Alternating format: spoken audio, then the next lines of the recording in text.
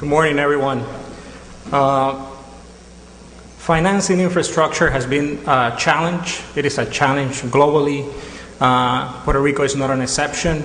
Puerto Rico has embraced P3s as a way to complement and bring a new tool to help bridge the gap of financing of infrastructure. We have made substantial progress, and we're going to stay our course. So it is a pleasure for me to share with you a progress update on the P3 program in Puerto Rico. Let me start by giving you a one-slide summary of the progress that we have achieved until now, which has been a remarkable progress in the last 22 months. On the P3 program implementation phase, which is an important part of any program, it's been quite challenging work, but is fully completed. We have not only concluded the work regarding the P3 legislation, we also have approved regulations, and we have a strong governance in place. Also, we have become an intergovernmental partner. We partner with institutions, governmental institutions, public corporations, and also become a private sector partner in searching for opportunities for investment in infrastructure. We have developed a strong investor relationship, and Puerto Rico has positioned itself very efficiently in these 22 months in the global investor and infrastructure investor community. We have done a lot of work for that. So all the investors community, all the infrastructure investors community, globally speaking, know Puerto Rico as a potential infrastructure investment destination. That's a quite accomplishment regarding positioning Puerto Rico for future opportunities. In the project execution, which is a core component of any program, we have made substantial progress. It's in a very advanced stages. Successful P3 program for schools. I'm going to be sharing some detail with you in a minute. We're successfully executing that program. We're preparing already for our inaugural toll roads project that will be completed and executed in a commercial close for June of this year, and also making substantial progress and important progress in a breakthrough transaction, which is an airport P3 for this year. On the pipeline, another component of any program, we have to continue to make a pipeline of projects for Puerto Rico. We are looking in opportunities with social infrastructure. We believe that Puerto Rico is going, obviously, as many other countries around the world, through a demographic transformation. We want to make sure that infrastructure is adequately prepared for the future, and we believe P3s have a lot of to contribute in that front. Toll roads and transportation projects are always in our pipeline, and obviously we have a very robust inventory of projects from which we can choose. Let's go right into the projects. I think that you've seen, by this time, we figured that you've seen sufficient graphs and pie charts and different things, so I took a different approach to show you and share with you some of the more visual, clear evidence of the progress that we have made. We have a P3 platform for a school renovation that in which we look for P3s to work for our children, and I will explain in a minute what this means in the importance of this transformative project for Puerto Rico. First of all, this project is a very complex one that requires a lot of teamwork. I want to recognize the work of the Puerto Rico Infrastructure Financing Authority. Some of the team members are here. They're a critical component on this project. We are partners in this project to make it a successful execution for this project. So as you know, we are transforming 100 schools in 78 municipalities. Just to bring you up to speed very quickly, 49 schools are already under construction. This is not procurement. We've finished the phase of procurement of 49 schools. They're already under construction. 21 schools are under evaluation for starting construction. The 21 schools means that we have received RFPs corresponding to 25 to 21 schools already, and they're being evaluated for selection process and moved through the approval process. Between the two lines, the 49 and 21, you have 70% of the project completed. We are working in the other 30 schools which are pending procurement, and we're moving very quickly with those other schools. We already also talking and discussing the delivery. The delivery of the project is a reality for us. We already scheduling completion of the projects. Here's of the schools that are already under construction, the schedule of completion. 2 schools will be delivered already this August of this year for the new academic year.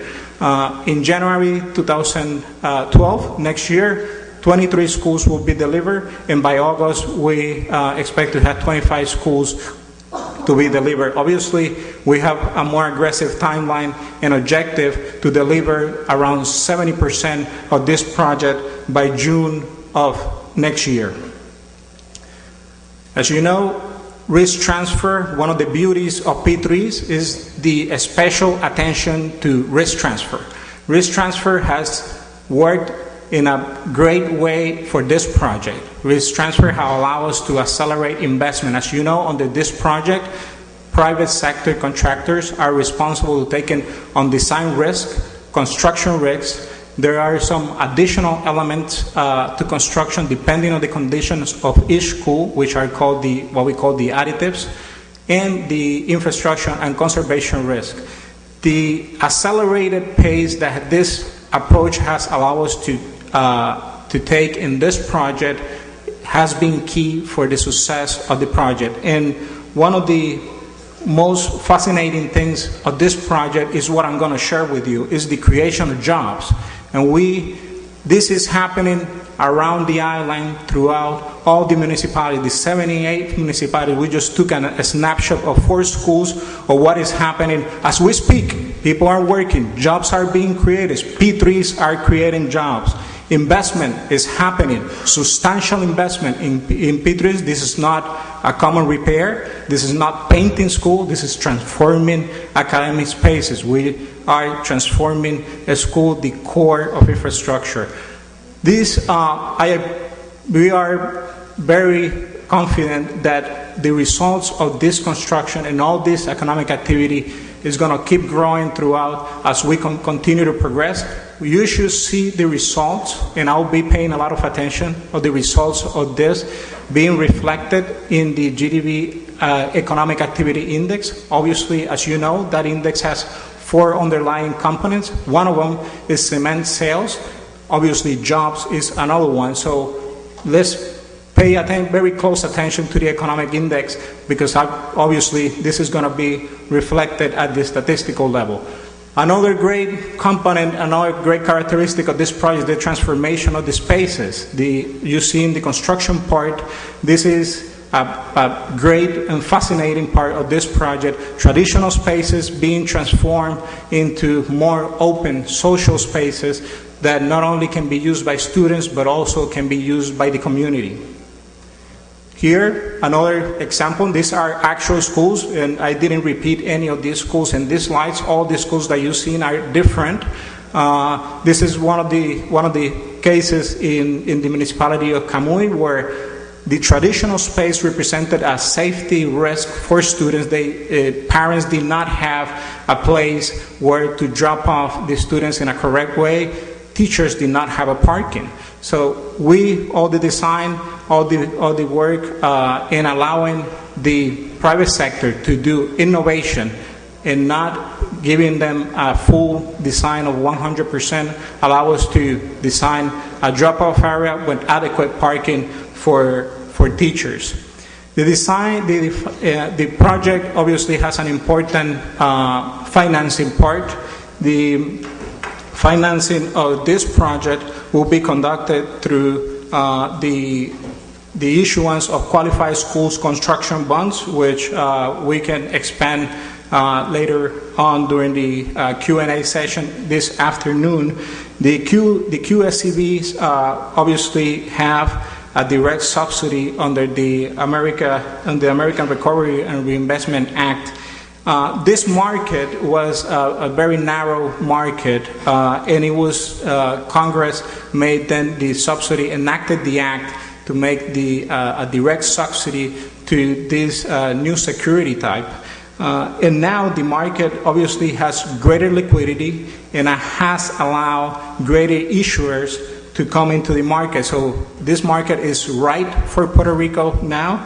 Some successful issuance recently have been the New York City TFA, the state of Connecticut, Los Angeles, and others that have been successfully placing bonds in this market. Obviously, Puerto Rico has a great opportunity. So we, on a very favorable mechanism, we built a P3 platform that has allowed us to move very quickly and start construction throughout the island.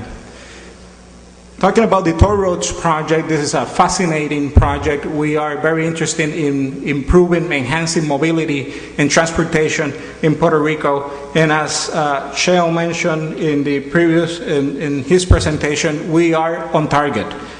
Final round of meetings with our shortlisted bidders will happen next Monday and Tuesday. Proposal submission deadline will be May 18. Bidder selection should be early June, and we should conclude a commercial closing of the transaction during the summer. So we have made substantial progress on a major brownfield to make sure that we deliver and we stay the course the way we want to do. In a comparative basis, we are looking very favorably in terms of timeline. But these are three comparable transactions of brownfield nature in the U.S. First one is obviously the PR22, PR5 toll roads project, which we're working right now. By the time of the closed summer, the estimated closed summer of 2011, we will have around 12 months into the transaction. Today, we had just 9 months into this transaction. So that compares very favorably with other projects such as Northwest Parkway, which was concluded in November 2007 and closed in 13 months. And obviously the Pocahontas Parkway, which is a toll road that connects to the Richmond Airport, closed in 20 months. These two other comparable transactions, the two other toll roads are around 10 miles or 8 miles long, while the PR22 is an 85-kilometer toll road. So major differences and looking very, very good in terms of calendar. Brownfields have a way of contributing to economic development. They create jobs. It's not only greenfields, and we want to make sure we convey this message in a very effective manner. In terms of jobs and investment, there are substantial capital improvements and important capital improvements that will be required under the project. Obviously, also, it will be tied with an operating standard that ensure a world-class highway and enhance technology and service to the users. That's a very important component of integration of technology into the operations of the highway. In terms of government control and quality of the asset, performance and compliance will be enforced by the government. Additional tax revenues, obviously, as Puerto Rico having a new private partner, obviously activities that usually were non-taxable will become taxable, obviously, by the change of use, which is an important component. And obviously, P3s are designed for the government to retain ownership of the asset. On the fiscal and credit front, there are substantial benefits. Also, the reduction of public debt of PRHTA. The financial risk of the capital improvements program will be transferred to the private sector, and obviously will facilitate further investments in infrastructure.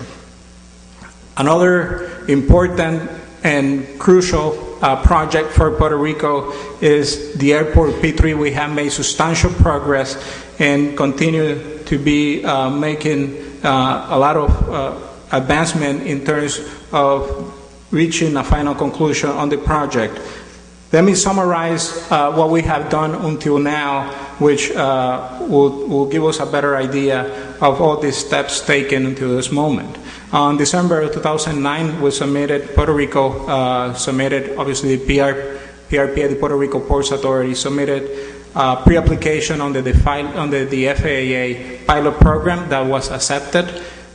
We now obviously participate in the pilot program, which has been recently extended to, rather than 5 airports, now 10 airports at the national level can participate, which shows encouragement. Not only it shows a lot of interest regarding this type of asset.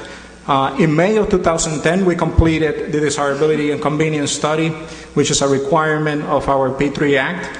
On August, we decided to construct and build standalone financial statements for the airport. Those were necessary. We want to understand fully to the detail the airport and how it behaves financially.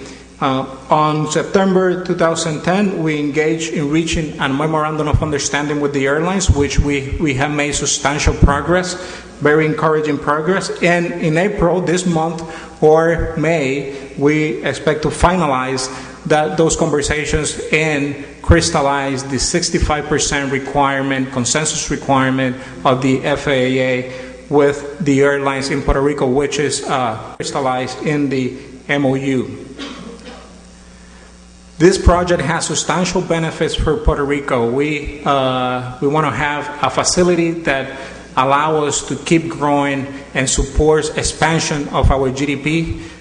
And this project is one that is critical for those objectives. In terms of Puerto Rico as a whole, the project will reposition the island as a preferred destination in the Caribbean, increase of passengers and carriers, and the reduction of operating expenses, and obviously the potential upfront proceeds are important for Puerto Rico. The traveling public, a very major stakeholder in the entire process, we're seeking to provide with this project and deliver safe, efficient, and high-quality access for businesses and leisure travelers in to and from Puerto Rico, and obviously to bring a best-in-class operations that would obviously attract top airlines.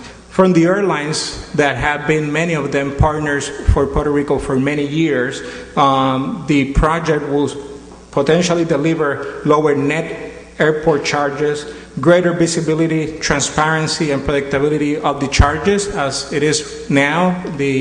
That process of establishing airline rates is not the most transparent and doesn't provide a lot of visibility into the future. The structure that we have developed would allow airlines to have a better transparency and visibility into planning their businesses in Puerto Rico, improving services and quality of services and infrastructure, and a world-class operator that will deliver global best practices also are part of the objectives of the projects and the benefits to all the stakeholders. I want to give you a snapshot of the expected transaction structure. In terms of the concession term, the P3 Act allows us to offer up to a 50-year concession. We can expand that, but obviously we are looking to work within the range of 50-year, probably will be between 40 and 50-year, but that's the term of the concession. In terms of the revenues, the P3 concessionaire will have access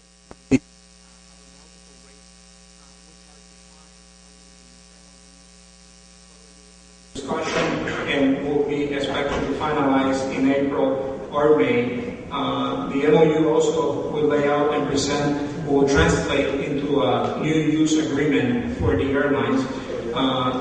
The P3, obviously again, the P3 concessionaire will have access to the non-aeronautical revenues, which is the retail activity within the facility, within the airport, and there will be continued access to the passenger facility charges and the other grants that usually come with an airport. In terms of CapEx, that will be required for the private operator to conduct.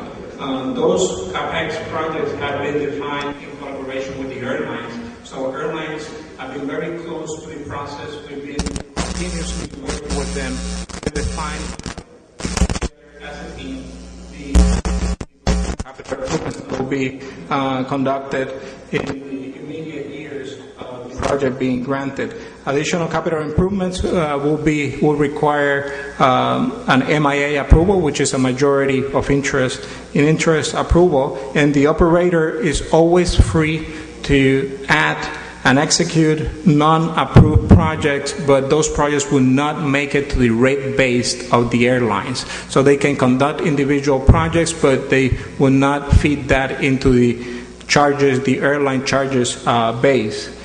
Other requirements that we have included is no phantom charges, no hidden charges. We should not have surprises. Everything should be very well factored, and obviously well-defined operating standards are critical. The timeline and the next steps on the project, as I mentioned, the MOU should be completed in April or May. The MOU is critical for the transaction. We'll define the structure of the deal, the rates and charges of the airlines, the operating standards, and the capital expenditures that will be required. Immediately after the approval of the MOU, we'll be issuing an RFQ, which is 95 completed already. So we will be distributing the MOU right immediately after the approval of the MOU, and obviously we'll move later on an RFP phase, the approved respondents with the shortlisted proponents. The RFP is the target for the RFQ will be June of this year. The RFP should be starting around December 2011, should be concluding, December 2011 or March of 2012. Obviously, we have built sufficient timeline and a space for the execution of that. Substantial progress and the transaction is supposed to be substantially completed during the rest of 2011, with the RFP phase beginning after June 2011. Thus, the progress on the airport transaction. Just wanted to conclude very quickly to mention that the P3 program has accomplished remarkable progress in just 22 months, in which we have conducted all the main components of a P3 program, the implementation of the program, the projects that we are executing, that they are already yielding results, and developing the pipeline. The successful P3 project for schools is already creating critical jobs and accelerating investment for Puerto Rico. And we remain focused on the toll road's inaugural brownfield P3, which should be reaching its closing during summer of this year. That will also be providing jobs and investment for the rest of the economy. And the P3 transactions for the airport, we continue to work and make substantial progress on this transaction. Thank you very much for your attention.